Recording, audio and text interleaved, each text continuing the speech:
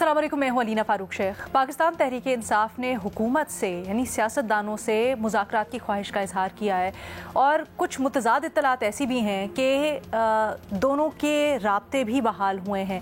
अब क्या ये जो एक विंडो ऑफ अपॉर्चुनिटी खुली है इसको कैपिटलाइज कर पाएंगे या नहीं सियासतदान, ये एक बड़ा सवाल है। अपने तज्जियाकारों से भी यही पूछेंगे क्योंकि इस वक्त लग तो ऐसा ही रहा है कि ख्वाहिश का इजहार किया जा रहा है और दोनों तरफ से शख्सियात इस बात को कह रही हैं कि बहरहाल हल तो बातचीत में ही है, लेकिन दोनों तरफ से यानी हुकूमत और तहरीक इंसाफ की तरफ से बदइतमादी भी बहुत ज़्यादा है, ख़ासकर 9 मई और 24 नवंबर के मामले के ऊपर। तो क्या ये जो तुंदो तेज़ बयानात भी जारी हैं, बड़ी बदइतमादी भी है, इस सारे में एक विंडो ऑफ अपॉर्चुनिटी के होते हुए ये जो एक मुज़ाकरात के लिए माहौल होता है वो बन पाएगा? तज्जियाकारों से पूछते हैं। हमें ज्वाइन कर इस डिस्कशन के लिए शहजाद इकबाल साहब, महमद सरफराज साहिबा, मज़हर अब्बास साहब और इरशाद भट्टी साहब भी हमारे साथ मौजूद हैं। भट्टी साहब, आप सबसे पहले बताइएगा, इस वक्त दोनों तरफ से कितनी संजीदगी है और ख़ास तौर पे मुझे ये बताइएगा, दोबारा मैं आपसे पूछूंगी, इस वक्त पाकिस्तान तहरीक इंसाफ को ये क्यों रियलाइज़ हुआ कि उनको बिलाखिर सियासतदानों के साथ ही बैठना चाहिए? मैडम शेख, पहला सवाल तो है कि क्या कुछ हो रहा है इस्लामाबाद में?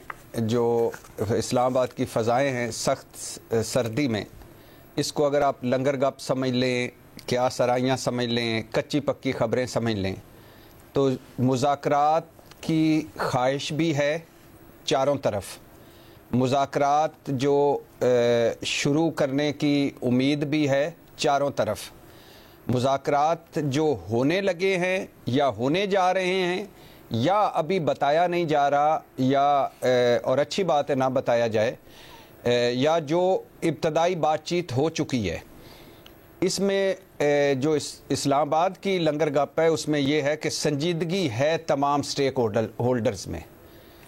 पाकिस्तान तहरीक इंसाफ में इसलिए संजीदगी है कि इमरान खान से 3-4 मुलाकातें हुई उन लोगों की जिन्होंने कहा है कि हमें वंस फॉर ऑल एक मरतबा देख लेना चाहिए कि मुज़ाकरात के बाद कोई चीज़ निकलती है या नहीं निकलती, और जो हम पे एक लगाया जाता है कि हम किसी के साथ नहीं बैठ सकते, हमारा काम ही ये है कि जब कोई मुल्क आगे बढ़ने लगे तो हम उस पर हमला आवर हो जाते हैं। तो जो हमारा इमेज है, जो कल को कोई ये ना हो कि पार्टी पर पाबंदी, बगावत का मुकदमा, तो एक मरतबा उन्होंने कहा कि इमरान खान साहब से कहा कि आप हमें इजाज़त दें, एक मरतबा हम ये देख लें। तो 26 नवंबर के टेंस माहौल के बाद के फ़ौरन बाद PTI ने एक कमेटी बनाई और वो कमेटी आपके सामने, उसमें उमर अयूब, असद कैसर, अली मोहम्मद ख़ान और सलमान अकरम राजा और अली अमीन गंडापुर चूँकि पहले भी मुज़ाकरात करते रहे हैं तो इसलिए उनको भी डाला गया। तो ये कमेटी बनाई, पहली उनकी संजीदगी थी। दूसरा, इमरान खान ने सुना जा रहा है इस वक्त तक तमाम इख्तियारात दिए हैं इस कमेटी को। तीसरा, इलेक्शन, जैसे पहले भी मैंने कहा, इलेक्शन चोरी या मैंडेट चोरी या इलेक्शन धांधली से पीछे हटी है पाकिस्तान तहरीक इंसाफ और शहबाज हुकूमत को फरीक माना है पाकिस्तान तहरीक इंसाफ ने, और वो जो चोरों, डाकुओं, लुटेरों के बयानिए को मुअत्तल किया है जब तक कोई इसमें से कोई चीज़ नहीं निकल जाती। तो और इसके दो आपको ये भी इल्म में है कि दो इसके उन्होंने रखे हैं मुतालबात के, सियासी कैदियों की रिहाई और 9 मई और 26 नवंबर पर जुडिशल कमीशन। और सुना जा रहा है मैडम शेख, कच्ची पक्की खबरें हैं कि पीपल्स पार्टी के दोनों बड़े भी लूप में हैं इब्तदाई बातचीत में, और सुना जा रहा है कि महमद सरफराज जो बताया करती थी कि मुस्लिम लीग के वो सियासतदान जिसमें ख्वाजा साद रफ़ीक हैं, राना सनाउल्लाह हैं और 2-3 और हैं, जो कहते थे कि मुज़ाकरात करने चाहिए। पाकिस्तान तहरीक इंसाफ एक रियलिटी है, एक बड़ी जमात है और एक सियासी हकीकत है। जो कुछ एक मीटिंग में उन्होंने कहा जो कुछ हमारे साथ हुआ उनके साथ उससे डबल हो चुका, तो अब हमें वापस आना चाहिए मुज़ाकरात पर, और इस वक्त हम ज़रा बेहतर पोजीशन में हैं तो हमें मुज़ाकरात कर लेने चाहिए इस वक्त। और सुना जा रहा है कि मुस्लिम लीग की इस राय को नवाज शरीफ साहब ने ओके किया है। अच्छा। तो और सुना ये भी जा रहा है कि अगर ये मुज़ाकरात आगे बढ़ते हैं तो 2027 में इलेक्शन भी हो सकते हैं अगर ये चीज़ें आगे बढ़ती हैं तो अर्ली इलेक्शन हो सकते हैं। अब इसमें कई पुलसरात हैं जिनको अबूर किया जाना है और जिनको अबूर करने के लिए सोचा जा रहा है। कई गारंटियां हैं जो एक दूसरे से लेने के लिए यानी बातचीत हो रही है। पहला पुलसरात या पहला जो है वो ये है कि इमरान खान साहब की गारंटी कौन देगा। क्या वो मुज़ाकरात के लिए वाकई संजीदा हैं? क्या वो मुज़ाकरात अगर हो जाते हैं, किसी मुआहदे पे पहुंच जाते हैं, तो क्या गारंटी है कि वो जब उनको रिलीफ मिलता है या जब वो बाहर आते हैं या जब उनको कुछ पाकिस्तान तहरीक इंसाफ बेहतर पोजीशन में आती है तो वो इस मुज़ाकरात से पीछे ना हट जाएं। जैसे उस मीटिंग में ये भी कहा गया कि जब 9 मई जब हुआ उससे पहले हुकूमत और पाकिस्तान तहरीक इंसाफ के मुज़ाकरात जिसमें फवाद चौधरी थे, शाह महमूद कुरैशी थे, परवेज़ खटक थे और उसमें असद उमर थे। तो उस वक़्त जब पाकिस्तान तहरीक इंसाफ इलेक्शन मांग रही थी तो उस वक़्त इलेक्शन की डेट दे दी गई थी, लेकिन सिर्फ फ़र्क इतना था कि बजट से पहले या बजट के बाद, और इमरान खान साहब ने अचानक वो सारा ख़त्म कर दिया और कहा कि नहीं अब हम मुज़ाकरात नहीं करेंगे। तो इस बार क्या गारंटी होगी उनकी। और फिर दूसरा है 9 मई। 9 मई ज़ाहिर है इस पे फ़ौज का एक बड़ा एक ही उनका मौक़िफ़ है कि 9 मई पर जिन्होंने हमले किए हैं उनको सज़ा मिलनी चाहिए और अगर माफ़ी मांगी जाए तो आगे बातचीत चल सकती है। तो 9 मई का क्या करना है। और इसमें यह भी है कि जिन पर मुकदमे कुछ तो हैं जो 9 मई में मुलव्वस थे वो प्रेस कॉन्फ्रेंसें करके निकल गए, कुछ हैं जो 9 मई पे या फुटेज में नज़र आते हैं उनके मुकदमे चलने चाहिए, लेकिन कुछ ऐसे हैं जिनका 9 मई से कोई ताल्लुक ही नहीं है, जैसे परवेज़ इलाही हैं, जैसे शाह महमूद कुरैशी हैं। माना इस दुनिया में कदम कदम पे हैं धोखे, मगर 9 मई में परवेज़ इलाही और Shah Mahmood Qureshi it's not okay. तो ये जो 9 मई में नहीं मुलव्वस उनको रिलीफ दिया जाए, या जो जिन पे झूठे जाली मुकदमे हैं उनको रिलीफ दिया जाए, या पाकिस्तान तहरीक इंसाफ को सियासी स्पेस दी जाए। और ये जो बहुत सारे जैसे पाकिस्तान तहरीक इंसाफ में बहुत सारे लोग हैं जो मुज़ाकरात के हामी नहीं हैं, और इसी तरह हुकूमत में बहुत सारे लोग हैं जो मुज़ाकरात के हामी नहीं हैं। तो उनका भी एक थोड़ा सा कोई बातचीत आगे बढ़े तो ताकि उनकी भी कोई 19-20 उनके साथ भी की जाए और फिर एक पार्टी पॉलिसी रखी जाए। तो कुछ ना कुछ हो रहा है, लेकिन ये कुछ इससे कुछ निकलेगा ये अभी कबल अज़ वक्त है, लेकिन पहली दफ़ा ऐसे लग रहा है कि चारों तरफ संजीदगी है। मतलब आप कह रहे हैं बाकायदा मुज़ाकरात का माहौल बन गया है आपके ख्याल में? जी मेरे ख्याल में जो इस्लामाबाद की लंगर गप है, जो क्या सराइयां हैं, जो कच्ची पच्ची खबरें हैं, उसमें है। वो कि बड़ी अच्छी बात है आइडियली कि सियासतदान आपस में मामलात सुलझा रहे हैं, लेकिन 9 मई का आपने भी जिक्र किया, आपका क्या तज्जिया है? क्या रियासत 9 मई और इमरान खान और शाह महमूद कुरैशी के ऊपर 2 कदम पीछे हटेगी? देखिए रियासत मुझे नहीं लगता कि 9 मई पर पीछे हटे, लेकिन इसमें एक बड़ा बारीक सी लाइन है कि जो लोग जिन्होंने 9 मई किया है उनको तो सज़ाएं मिले, और या अगर कोई ऐसे हल की तरफ आया जाए कि 9 मई पे कोई माजरत आई जाए या कोई इस तरह का पाकिस्तान तहरीक इंसाफ की तरफ से आया जाए, या कोई जुडिशल कमीशन या कोई इस तरह का कि जिसमें आए, और वो लोग जिन्होंने 9 मई में नहीं मुलव्वस उनको 9 मई में ना शामिल किया जाए। तो अभी यानी ये नहीं है कि 9 मई को कोई इग्नोर करके आगे गुजर जाएगा, डेफिनेटली ऐसा नहीं है, लेकिन ये है कि ये सोचा जा रहा है कि अगर जब हम बैठेंगे तो चीज़ों का कोई ना कोई हल तो निकलेगा। अच्छा, 2-3 फॉलोअप सवाल भी हैं, लेकिन पहले महमल का तज्जिया शामिल करते हैं। महमल, आप किस हद तक देख रही हैं कि कुछ ना कुछ ये जो राब्ताकारी का एक आगाज़ हुआ है या इंगेजमेंट शुरू हुई है वो बाकायदा मुज़ाकरात में भी तब्दील हो सकती है? क्या इस वक्त वो हालात व वाक़ियात और इतनी लचक है? देखिए लीना, मैंने आपको पहले भी बताया था, जिस तरह अभी भट्टी साहब ने भी जिक्र किया कि नून लीग के अंदर जो कुछ सीनियर रहनुमा है, उनमें कुछ का तो भट्टी साहब ने नाम लिया, कुछ और भी लोग हैं उसके अंदर, जो बेसिकली ये चाहते हैं, और उन्होंने ये बात कही है अपनी सीनियर क़यादत से भी और बार बार कही है कि देखें, अगर 2018 के इलेक्शंस का मामला था तो 2024 के भी इलेक्शन हैं। फिर उसके अलावा अगर हमारे साथ जिस तरह ज्यादतियाँ हुई थी, हमें जेलों में डाला, हमारे पे जिस तरह झूठे मुकदमे बनाए गए, तो इस वक्त भी पीटीआई के साथ भी काफ़ी इस तरह के मुकदमात हैं जिनमें वो नहीं भी इन्वॉल्व, वो वाली चीज़ें भी हैं। और वो इस तरह की जो है ये जो पोलिटिकल विक्टिमाइजेशन जिसे हम कहते हैं कि ये अब सिलसिला बंद होना चाहिए। और हमने माजी में पीपल्स पार्टी और नून ने जो है 90s की जो गलतियां थी उससे सीखा और फिर चार्टर ऑफ डेमोक्रेसी साइन किया था और मिलकर आगे बढ़े थे, बावजूद इख्तलाफात के भी। सियासी इख्तलाफात तो होते हैं और पीटीआई एक रियलिटी है और इस रियलिटी को इरेज नहीं किया जा सकता, तो इसलिए इसका हल निकालना चाहिए। और देखिए अलीना, मैंने एक दफा पहले भी ये बात की थी कि पॉलिटिकल स्पेस जो है ना, वो पॉलिटिकल लोग ही निकालते हैं।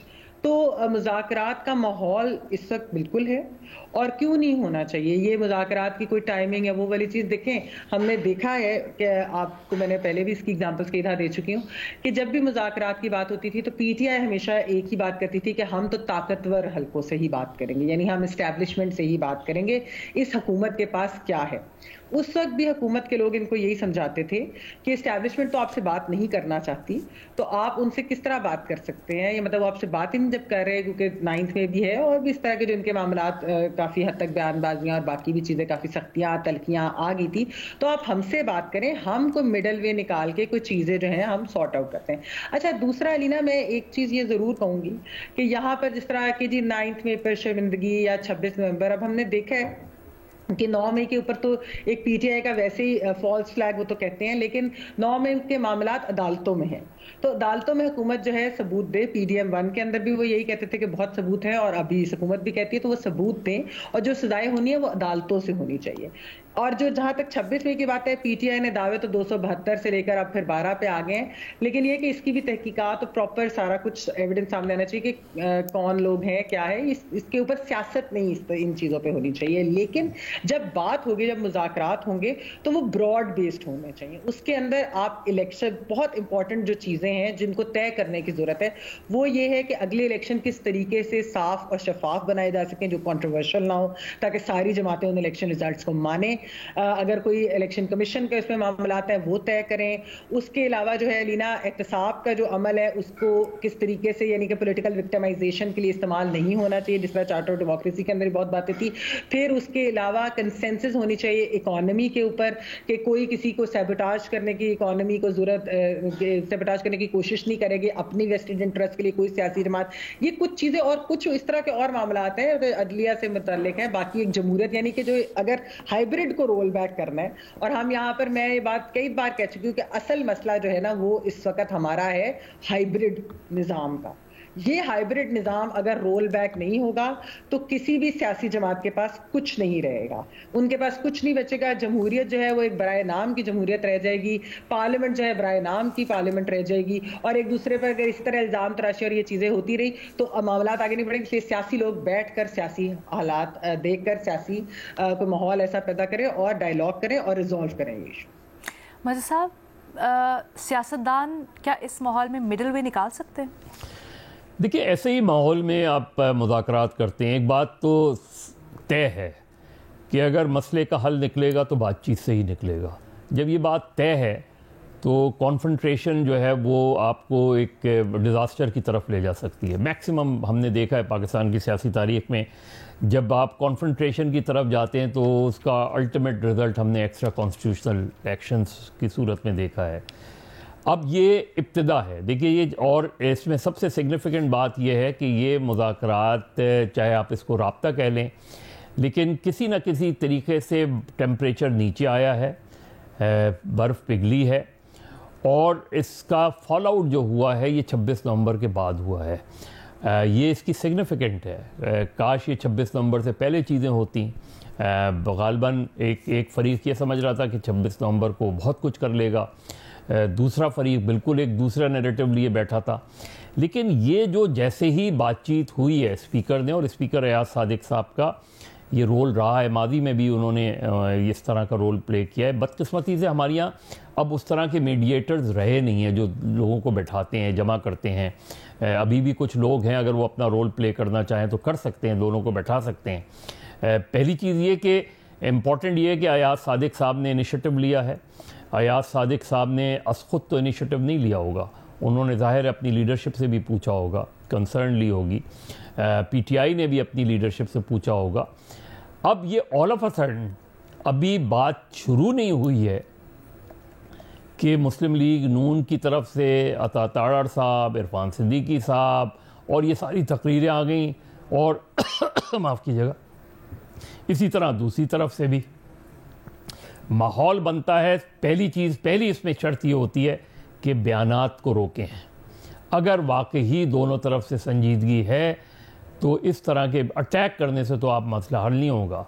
अब पीटीआई ले सकती है, फ़र्ज़ करें अपनी सिविल नाफरमानी की कॉल वापस ले सकती है, अभी वापस ले लें, बाद में कॉल तो कभी भी दे सकते हैं, आप कॉल वापस ले लें।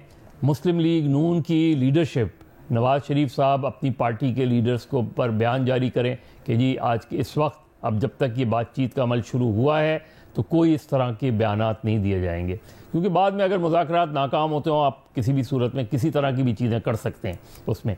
लेकिन अगर संजीदगी है और कहीं ना कहीं है तो फिर मेरा ख्याल है माहौल बनाना चाहिए। इसमें जो कुछ इंडिपेंडेंट लोग हैं, पीपल लाइक मुशाहिद हुसैन सैयद या और कुछ लोग हैं, उन्हें आगे बढ़ना चाहिए, उन्हें दोनों फरीक़ों से मिलना चाहिए, उन्हें बैठाने की कोशिश करनी चाहिए उसमें। देखिए at the end of the day maximum क्या होगा, मैक्सिमम ये होगा कि मुज़ाकरात नाकाम हो जाएंगे, लेकिन शुरू तो करें, कोई एजेंडा तो बनाएं मुज़ाकरात के लिए। कोई एक एजेंडा आप देते हैं, दूसरा एजेंडा कोई मीटिंग पॉइंट्स तो बनाएं उसमें। सिर्फ बैठ के अयाज सादिक साहब ने भी कहा और उनका बयान है ये कि मैं अपने भी जो सख्तगीर रहनुमा हैं उनसे भी कहूँगा कि वो अपने बयानात पर नज़रसानी करें। इसी तरह तहरीक इंसाफ की तरफ से भी यही जो है वो आना चाहिए। माहौल जब बनाएंगे आप तो फिर माहौल बन जाएगा। लेकिन एक बात तय है कि अगर आपने मसले का हल निकालना है तो वो मुज़ाकरात के अलावा और कोई हल होता नहीं है। इसमें जहाँ पॉलिटिकल, जैसे उनकी तरफ से है कि पॉलिटिकल प्रिजनर्स को छोड़ा जाए, तो उसमें आप गवर्नमेंट की तरफ से ये आ सकता है कि भाई इन पे ये केसेस हैं जो, हाँ जैसे 26 नवंबर में बहुत से लोग ऐसे पकड़े गए जिन पे शायद इस तरह की वो नहीं हो, उनको आप छोड़ सकते हैं। तो माहौल बनाना जो है, अभी तक सिवाय इसके कि अयाज सादिक साहब ने बातचीत की है, इसके अलावा मुझे फ़िलहाल माहौल नहीं बनाना नज़र आ रहा कि एक माहौल बनाना चाहिए। अब आप तलाल चौधरी साहब एक तरफ कि जी जब तक आप ये नहीं करेंगे ये नहीं होगा, जब तक भाई बातचीत होती ही इसी वजह से है।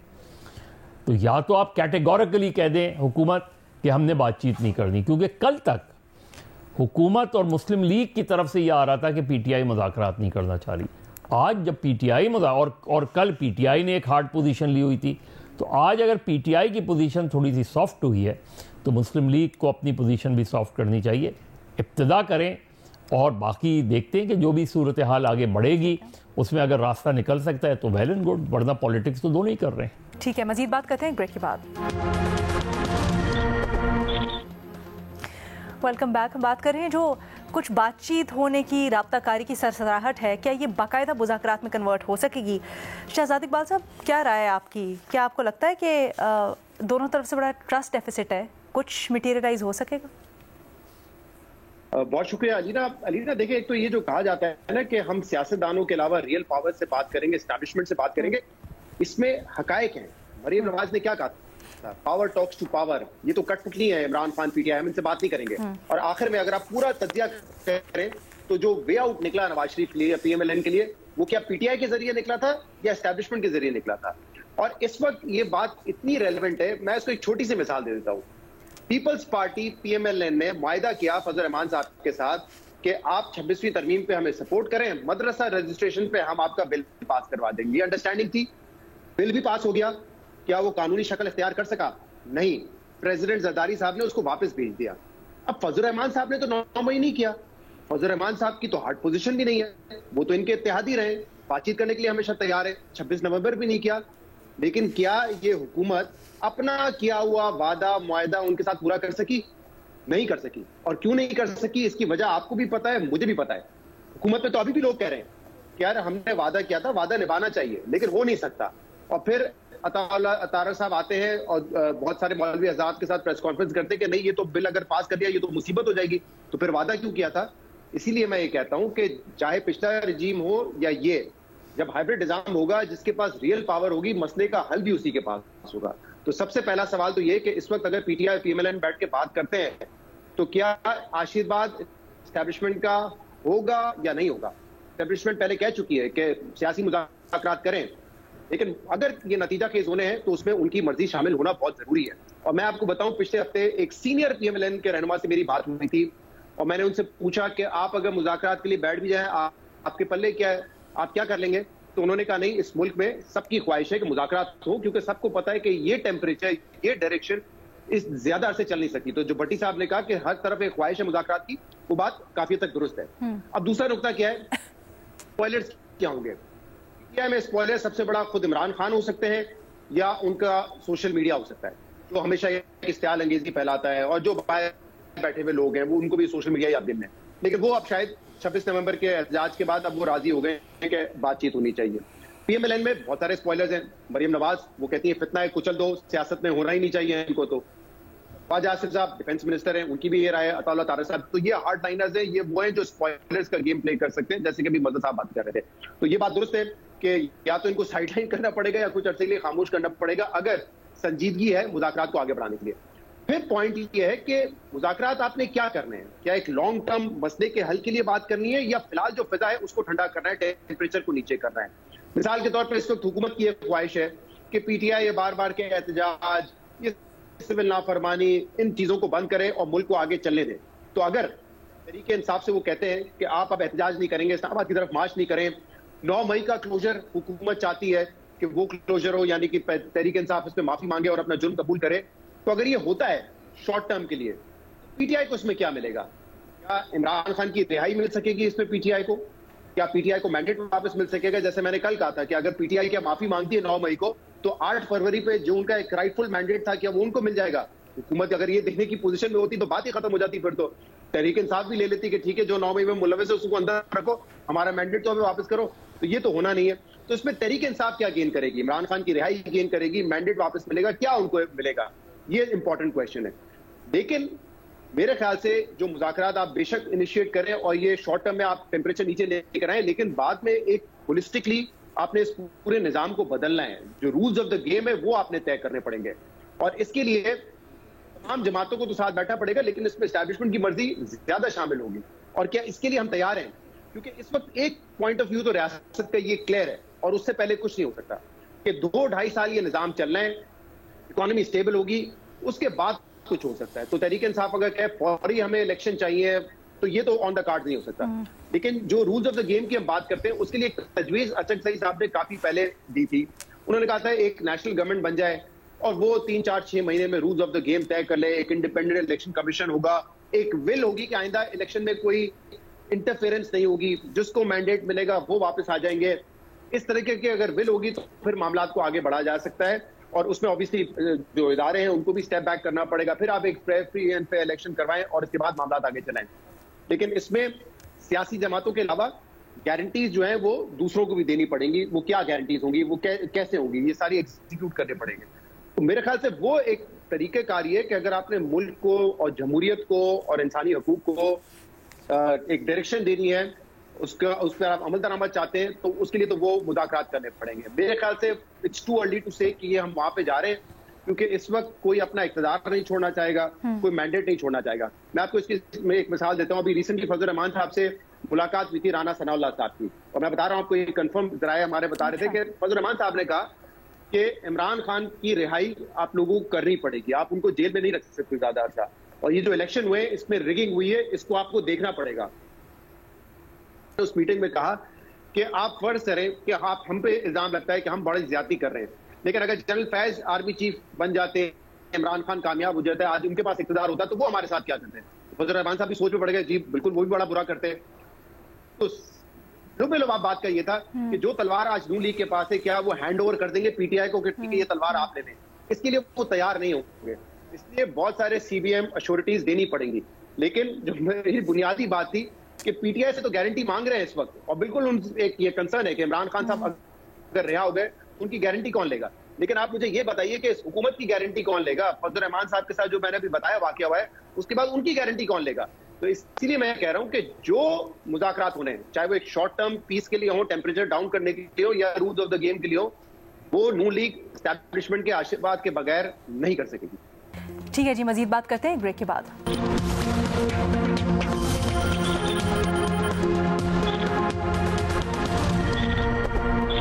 हम लोग बात कर रहे हैं हुकूमत और पाकिस्तान तहरीक इंसाफ में राब्ताकारी की। भट्टी साहब, अगर कॉन्फिडेंस बिल्डिंग मेजर के तौर पर ये जो सिविल नाफरमानी वाली बात की जा रही है, ये क्या आप समझ रहे हैं बड़ी तेजी से मामला आगे चल रहे हैं, तो पीटीआई ने कॉल वापस ले ली या ले लेगी आने वाले दिनों में? मैडम शेख, उन्होंने कहा था कि अगर बातचीत आगे बढ़ती है, बातचीत चलती है, या हमें लगता है कि हुकूमत की तरफ से वाकई संजीदगी है और तो हम इसको आगे भी ले जा सकते हैं पहले मरहले पर, यानी 15 दिसंबर के बाद मज़ीद आगे भी ले जा सकते हैं, और अगर मज़ीद हमारी चीज़ें आगे बढ़ी तो हम इसको कॉल ऑफ भी कर सकते हैं। अभी तक उन्होंने इन दोनों पे डिसीजन नहीं लिया। लेकिन मैडम शेख, वो इशू ये है कि ये है कि बातचीत करनी चाहिए, मुज़ाकरात होने चाहिए, ये तय है। इसमें किसी को कोई जो अगर कोई कहता है ना कि ये ऐसी बात है नहीं है, तो वो झूठ बोल रहा है। लेकिन इसमें पुल सरात अगर कोई रुकावट नहीं है, ये भी है, ट्रस्ट डेफिसिट है, और तीनों चारों जमातों में वो जो हैं हार्ड लाइनर्स हैं, वो भी मसला है, सोशल मीडिया भी मसला है, बयानिया भी मसला है, 3-4 अहम इशूज़ भी मसला हैं। लेकिन ये है कि बातचीत पहली दफ़ा मुझे ऐसा लगता है कि सर, एस्टैब्लिशमेंट की नाराज़गी कितना बड़ा मसला है आपके ख्याल में? जैसे अभी शहजाद बात कर रहे थे इमरान खान से एस्टैब्लिशमेंट की नाराज़गी। मैडम शेख, 9 मई है ना, उसमें 9 मई में एस्टैब्लिशमेंट ने कहा है कि माफ़ी मांगी जाए तो बातचीत हो सकती है, और 9 मई के जो सारे मुकदमे चलने चाहिए, सज़ाएं मिलनी चाहिए। लेकिन क्या 9 मई पे जब ये बातचीत होगी तो ये इन इश्यूज़ का हल नहीं निकलेगा? निकल सकता है। अच्छा, तो मैं साहब, आपकी क्या राय है? क्या कोई नेशनल गवर्नमेंट या इस टाइप का, जैसे अभी शहजाद कह रहे थे कि एस्टैब्लिशमेंट को आपको लामहला इन्वॉल्व करना पड़ेगा, आप कैसे कर सकते? देखिए, नेशनल गवर्नमेंट का बड़े अरसे से होता है। नेशनल गवर्नमेंट कैसे क्या बनेगी? मतलब आप पीटीआई के लोग शामिल कर लेंगे उसमें, और क्या गवर्नमेंट बनेगी? कोई ये असेंबली तोड़ के तो आप नेशनल गवर्नमेंट नहीं बना सकते। इसका तो कोई कहीं आपके आइन में कोई गुंजाइश ही नहीं है इस तरह की चीज़। यही हो सकता है कि आप पीटीआई भी हुकूमत में शामिल हो, ज़ाहिर नहीं होगी। पीटीआई को सिर्फ ये रियलाइज़ करना है कि उनके पास वक्त मौजूद है। पीटीआई को रियलाइज़ करना है कि उन्होंने पिछले इतने अरसे में जो अटेम्प्ट्स किए हैं उसके खातिर खा नताइज नहीं निकले, तो अब वो क्या डिफरेंट कर सकते हैं? एक डिफरेंट तो ये कर सकते हैं कि वो JUI और दीगर जमातों के साथ मिलके एक बाकायदा कोलिशन बनाएं उसमें, और एक पॉलिटिकल मूवमेंट, जो पॉलिटिकल मूवमेंट का मतलब ये नहीं है कि एजिटेशन ही, तो उसमें वो नाकाम हुए। वो 6 जमातों का इत्तेहाद बना, उसकी भी खातिर खा वो नहीं चल पाया अचकज़ई साहब की सरबराही में। JUI से जो बातचीत उनकी रही, उसमें 26वीं आईनी तरमीम के हवाले से उनकी बहुत सी चीज़ें मान ली गई। उसमें ये सारी चीज़ें एक बेहतर माहौल बनाने के लिए अच्छी थी। अगर आप कोलिशन बनाएंगे, अगर आप अपोजिशन की कोलिशन बनाएंगे और कोलिशन गवर्नमेंट से बात करेगी, उसका वेटेज इससे ज़्यादा बनेगा। अगर फ़र्ज़ करें मौलाना फजलुर रहमान और पीटीआई और दीगर जमातें एक इत्तेहाद हुकूमत से गुफ्तगू करेगा तो उनका वेटेज ज़्यादा बनेगा, इसलिए कि पीटीआई के पास एक बड़ा इलेक्टोरल वोट मौजूद है, तो उनके लिए जल्दी नहीं है। गवर्नमेंट का क्या प्रॉब्लम है? गवर्नमेंट का प्रॉब्लम यह है कि गवर्नमेंट या तो लोगों को रिलीफ दे इस तरह की चीज़ें, और टेम्परेचर को, गवर्नमेंट के इंटरेस्ट में यह है कि किसी भी तरीके से मुज़ाकरात में अगर वो इंगेज करते हैं तो माहौल अच्छा बनेगा, इकनॉमिक सिचुएशन बेहतर होने के इम्कानात हैं, इन्वेस्टर्स और बाहर का मैसेज अच्छा जाएगा।